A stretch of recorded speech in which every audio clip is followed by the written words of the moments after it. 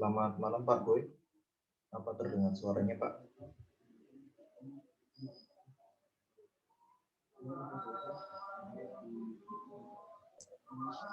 Suara Pak Boy yang nggak masuk ini kayaknya. Coba di ini Pak Boy, mungkin di tes speaker audio. Yudi, dengar suara Pak Boy nggak Yudi? Tidak dengar Bu. Iya, Oke, sip. masih. Oh iya.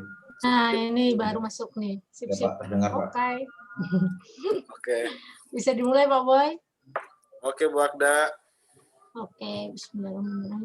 Assalamualaikum warahmatullahi wabarakatuh. Selamat malam Pak Boyman dan juga Yudi Supriyadi. Terima kasih saya ucapkan atas kehadiran Pak Boy di sini sebagai dosen penguji pada seminar KP dari saudara Yudi Supriyadi. Silakan di share screen mungkin Yudi untuk file PPT-nya di tampilan awal.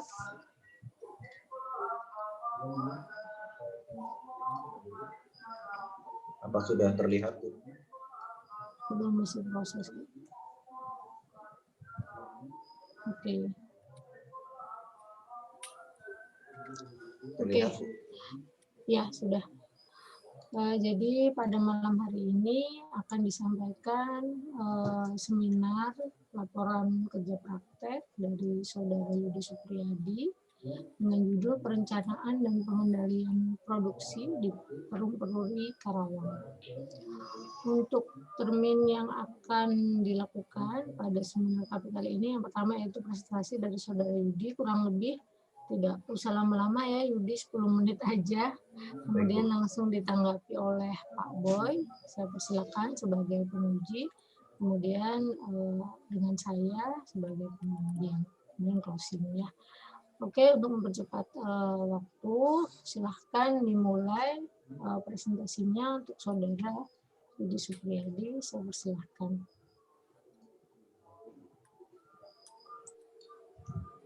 Ya, selamat malam. Assalamualaikum warahmatullahi wabarakatuh.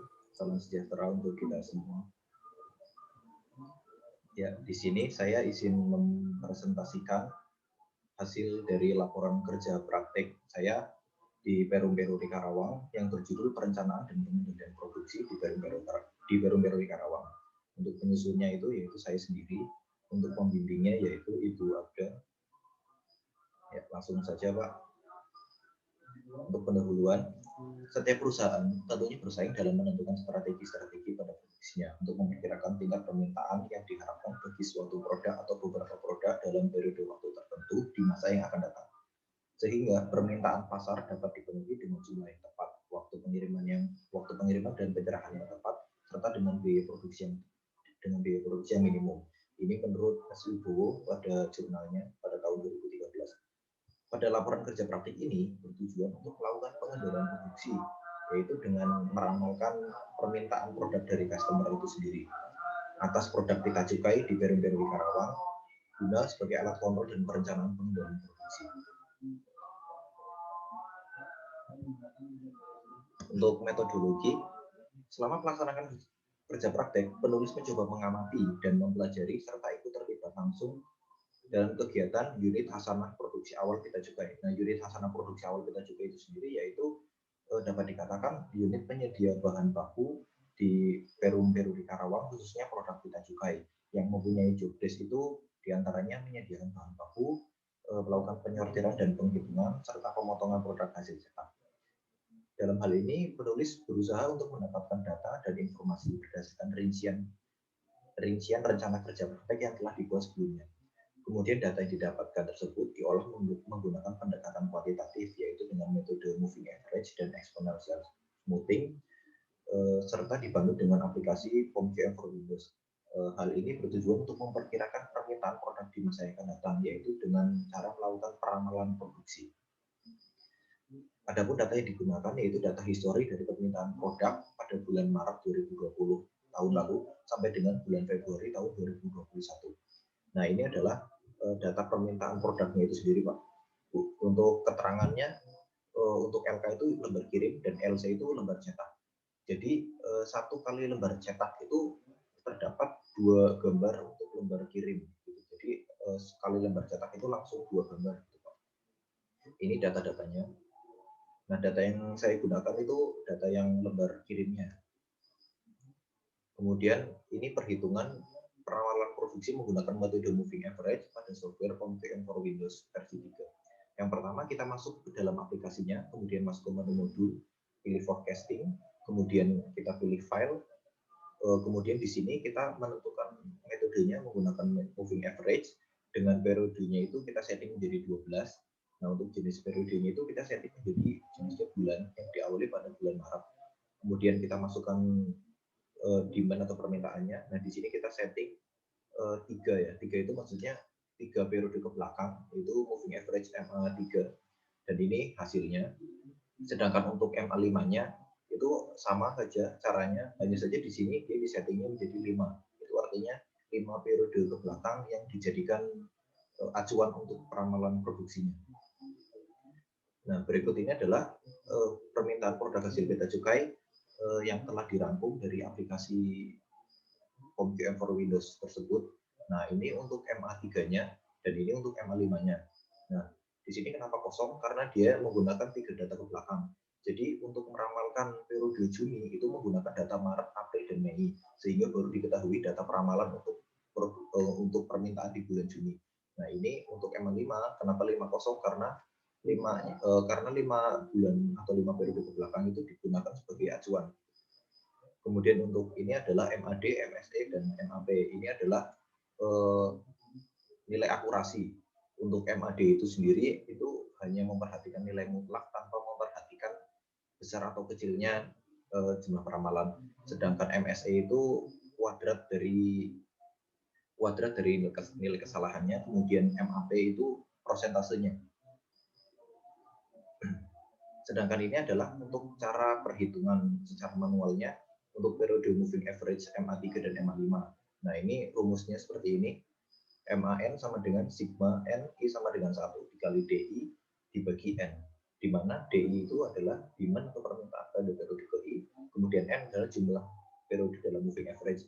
Untuk MA3 berarti kita menggunakan 3, sedangkan untuk MA5 kita menggunakan 5. Nah, di sini pertama dihitung yaitu pada periode keempat, yaitu dengan cara memasukkan data demand pada periode ke-1, 2, dan 3, kemudian dijumlahkan, setelah itu dibagi menjadi 3, dan ini hasilnya. Kemudian untuk periode kelima, yaitu dengan cara memasukkan data periode kedua, 3, dan 4, kemudian dijumlahkan, setelah itu dibagi 3, dan ini hasilnya. Nah, perhitungan ini dilakukan sampai dengan periode ke-13. Nah, ini untuk cara dari MA5-nya. Di sini kita menggunakan 5 periode dengan cara memasukkan data demand pada periode 1 sampai dengan 5, kemudian dibagi 5. Dan untuk pada periode ke-7-nya dengan memasukkan data pada periode 2 sampai 2, 3, 4, 5, dan 6, kemudian dijumlahkan, setelah itu dibagi 5. Dan ini sama, perhitungannya dilakukan sampai dengan periode ke-13. Ya, untuk ini adalah perhitungan perapalan produksi menggunakan metode exponential smoothing pada software POM-VM for Windows dengan cara yang pertama masuk ke menu modul, kemudian pilih forecast, kemudian pilih file new, kemudian nah ini adalah tampilan dari time series analysis. Di sini kita masukkan metodenya itu atau masukkan judulnya itu exponential smoothing, kemudian pilih periodenya yaitu 12. Nah, di setting periodenya itu dalam bentuk bulan yang diawali dengan dari bulan Maret. Setelah itu kita masukkan demand-nya. Nah, di sini metodenya kita pilih exponential smoothing. Nah, nilai alfa yang saya gunakan yaitu 0,3. Dan berikut hasilnya. Nah, ini adalah hasil yang telah dirangkum untuk metode exponential smoothing pada aplikasi POM-VM for Windows.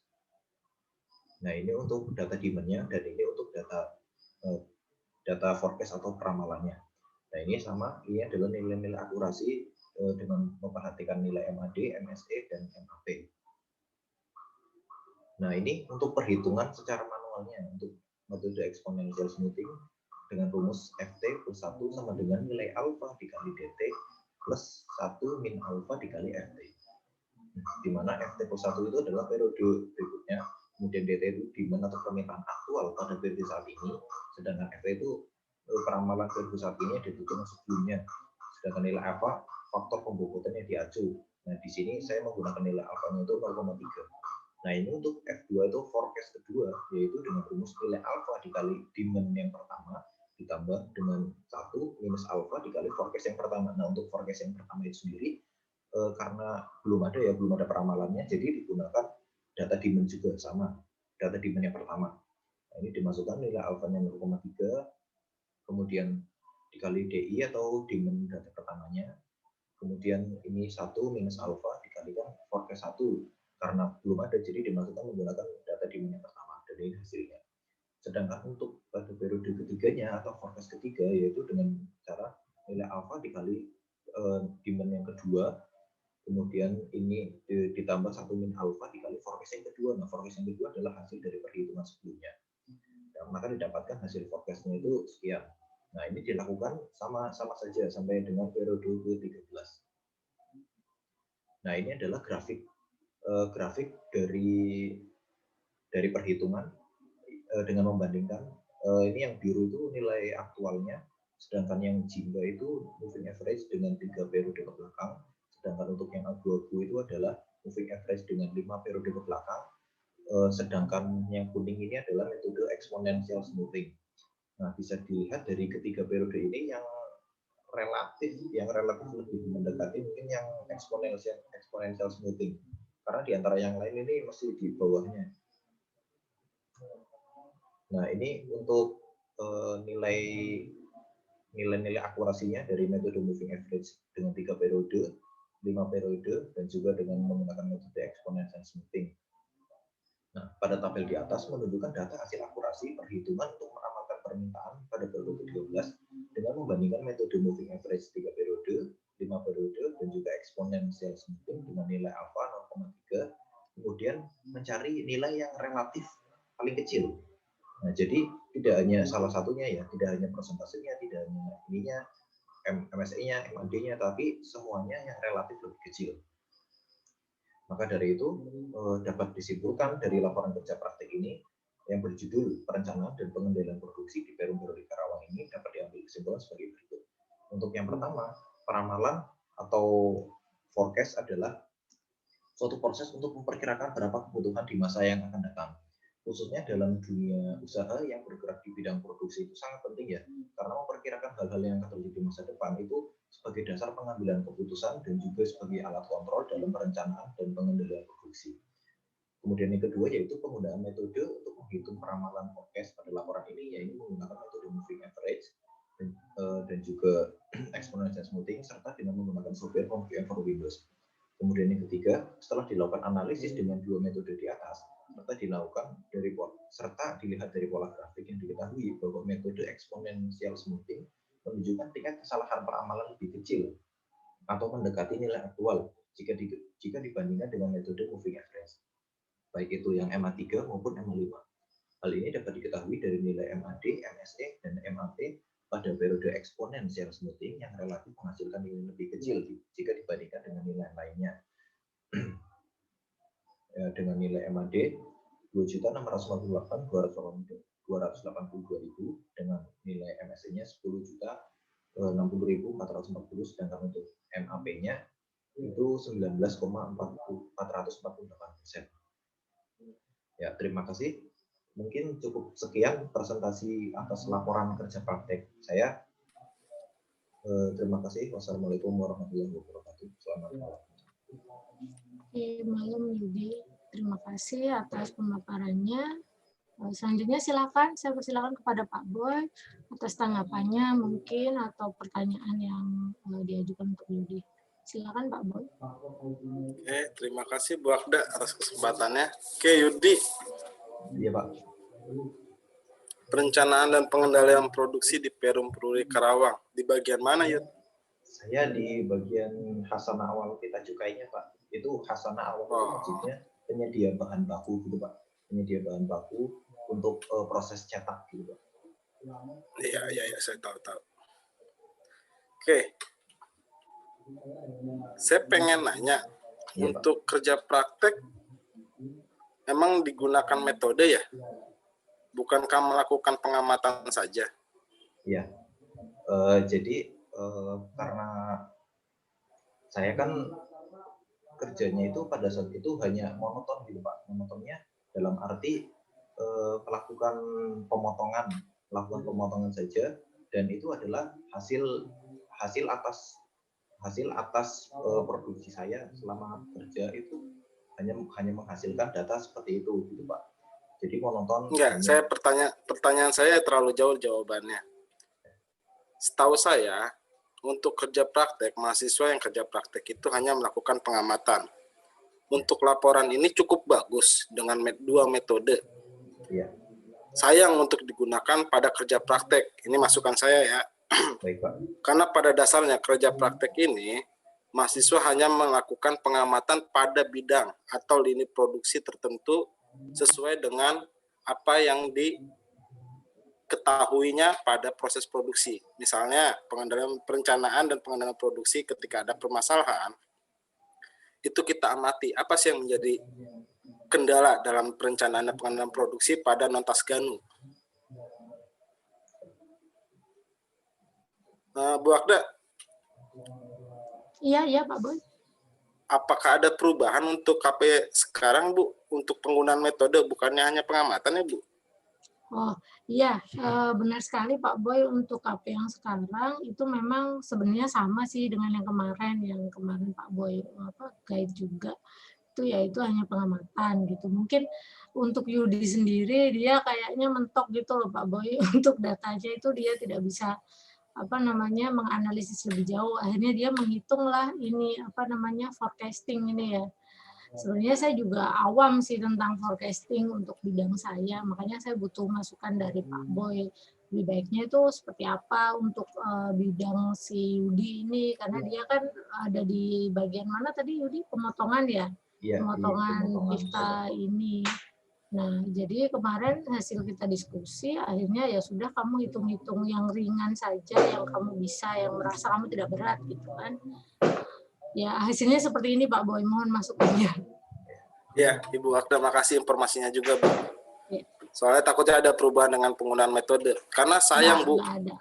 Iya. Enggak, saya sungguh sangat sayang ya. Kan kalau ini cocok lah untuk tugas akhir ya kan, Bu Agda. Itu aja sih, saya pengen konfirmasi. Oke, Yudi, kita balik lagi ke perencanaan dan pengenalan produksi. Sebenarnya kerja praktek itu hanya melakukan pekerjaan yang ditugaskan oleh pembimbingnya. Ya. Iya, Pak. Untuk penggunaan data kita emang tergantung dari perusahaan memberikan atau tidak. Kalau Peruri, kebetulan saya udah pernah di sana kerja, saya tahu sulit sekali untuk mengambil data. Jangankan ngambil data, kita bawa duit 500 perak aja kita dipecat kan? Iya, Pak. Ya. Untuk itu, ya mungkin tadi Bu Agda bilang untuk perhitungan ini digunakan sebagai data untuk Yudi di Nontas Ganu deh setahu saya ya. Karena materai apapun di situ cetak di situ ya. Iya Pak, di Tas Ganu Pak. Iya, oke, kita ini permasalahannya apa sih Yud di perencanaan dan pengelolaan produksi di Nontas Ganu ini? Jadi untuk di bagian saya itu kan saya sebenarnya di bagiannya di paspor ya Pak. Saya di paspor, ya. Cuman dari bulan Desember itu saya dipindahkan sementara itu di produk Bea Cukai. Nah, kebetulan pada saat setelah saya pindah itu dilakukanlah kerja praktik ini. Jadi akhirnya saya mengambil datanya atau melakukan kerja praktiknya itu di Bea Cukai karena posisinya saya sedang diperbantukan di situ, Pak. Nah, untuk produk Bea Cukai ini sendiri itu beda dengan paspor ya Pak. Kalau misal paspor itu kan jadi satu kali permintaan itu langsung dilaksanakan dalam waktu beberapa bulan kemudian sampai selesai. Sedangkan pada produk Bea Cukai ini sendiri itu permintaannya itu biasanya per bulan itu langsung selesai, per bulan selesai. Jadi per bulan itu beda permintaan seperti itu Pak. Nah, karena biasanya itu terjadi fluktuasi atau naik turunnya suatu permintaan di beda-beda bulan seperti itu Pak. Nah, jadi saya mencoba mengamati bagaimana ini datanya itu kan naik turun. Jadi saya coba menghitung atau meramalkan berapa sih permintaan yang mungkin akan terjadi atau diminta oleh customer pada periode yang akan datang, seperti itu Pak. Jadi gini, dalam setiap produksi, ya, ini masukan saya. Dalam setiap produksi itu pasti ada jumlah cetak yang harus terselesaikan dalam satu periode permintaan, ya enggak? Iya Pak. Dan itu informasinya enggak tertutup, ya kan? Secara data kita tidak bisa minta, tapi informasi untuk seberapa banyak cetakan itu pasti kita ketahui. Iya. Ya enggak? Iya Pak. Iya Pak. Ya kan? Nah, saya cuman pengen, ini sayang loh untuk dikerjakan dalam kerja praktek. Kenapa enggak Yudi bikin baru tanpa menghilangkan ini? Ya enggak? Yudi melakukan pengamatan pada cetak cukai. Iya Pak. Nah, itu aja Yud yang dikerjakan pengamatan. Dari pengamatan tersebut kan kita akan mengetahui proses produksi, jumlah permintaan, apa kendalanya, apa perbaikannya dari kendala tersebut. Itu kan menjadi pengamatan di kerja praktek. Ya enggak? Iya Pak. Terlepas dari yang sudah diselesaikan ini, sungguh sangat sayang lah untuk dikerjakan di KP. Kenapa nggak di tugas akhir? Karena perhitungannya juga udah cukup rumit ini. Ya, tadi penjelasan Yudi udah jelas. Dengan sebuah permintaan yang tidak yang tidak selalu sama dengan permintaan sebelumnya. Ada pengembangan. Nah, itu kan sebuah permasalahan, Yud. Dan tentunya dalam produksinya pasti ada pengendalian produksinya biasanya. Ya kan? Iya Pak. Nah, ya itu balik lagi ya, ini saran aja. Oke? Baik Pak. Dari permasalahan tersebut, apa yang jadi perbaikan yang dilakukan oleh Peruri dalam memenuhi permintaan? Ya. Jadi kan karena terjadinya fluktuasi tersebut, jadi misalkan ternyata sebuah peramalan atau perhitungan yang telah kita lakukan itu di periode yang akan datang mungkin produksinya itu menurun. Kalau misalkan menurun, maka dilakukanlah misalkan kayak mobilisasi gitu Pak. Jadi misalkan kayak saya sendiri itu kan sebelumnya itu kan di produk paspor untuk pembuatannya. Karena di produk paspor itu pada saat itu sedang terjadi penurunan, maka saya dimobilisasi ke bea cukai seperti itu Pak.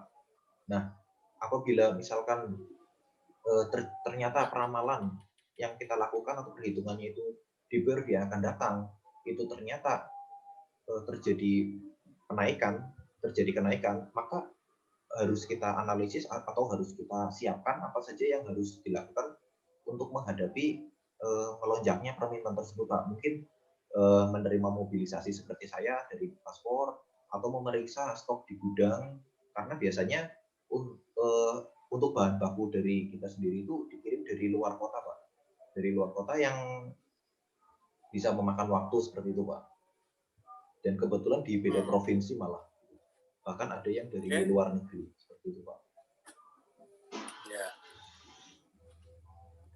Jadi yang Yudi jelaskan barusan versi Yudi ya, bukan versi Peruri ya. Iya Pak. Berdasarkan forecasting yang Yudi lakukan perhitungannya. Iya Pak. Kalau dari Perurinya sendiri, kan saya bertanya dari Perurinya sendiri, ada nggak sih?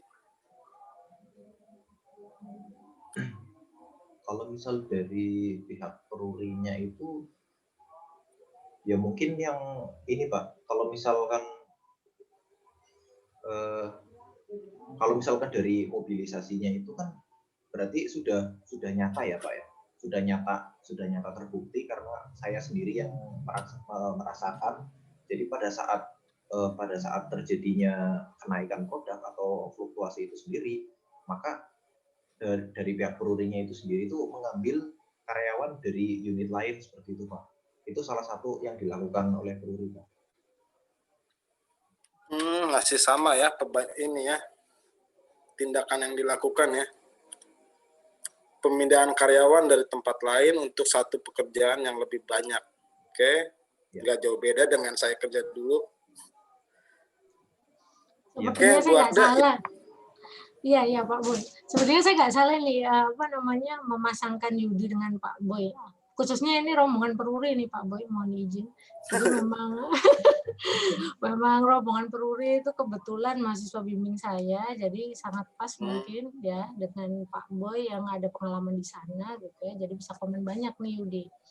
Oke, terima kasih. Cukup Pak Boy. Sebentar Bu, ada ini Bu, Iya. sebenarnya ini cuman saran untuk Yudi. Yud, Iya, Pak. saran saya mendingan ganti judul untuk pembuatan laporan baru ya, karena sayang untuk hitungan ini bisa digunakan untuk tugas akhir. Tapi kembali lagi ke Yudi.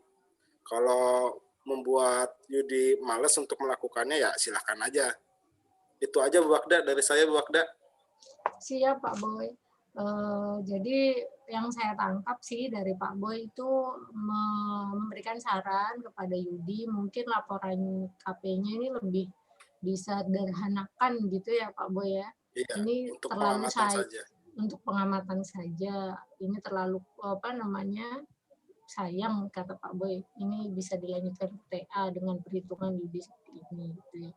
Tapi nanti coba kita diskusikan bareng, Yudi bisa diskusi dengan saya, bisa diskusi juga dengan Pak Boy, paralel ya Yudi ya. Nanti baiknya seperti apa. Kalau memang dibutuhkan perubahan judul, silahkan disesuaikan, nanti tetap dengan pembimbingan. Oke, yang saya tangkap tadi dari Pak Boy juga, sebenarnya di Peruri ini itu sebenarnya sudah ada nggak sih pengendalian produksi? Nah itu pertanyaan dari Pak Boy ya.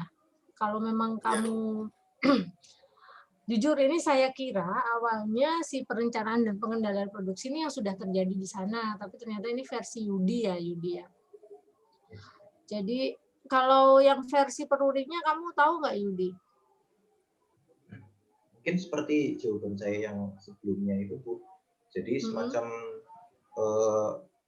mobilisasi itu kan sudah saya rasakan sendiri gitu Bu. Jadi memang saya yang menjalankan itu mungkin salah satu dari pihak Perurinya, dan kemudian mungkin seperti bulan lalu bulan yang akan datang ini, periode ini itu pada saat itu stok gudang itu ternyata sedikit, dan ternyata setelah dilakukan analisis itu kemungkinan itu terjadi naik di periode sekarang.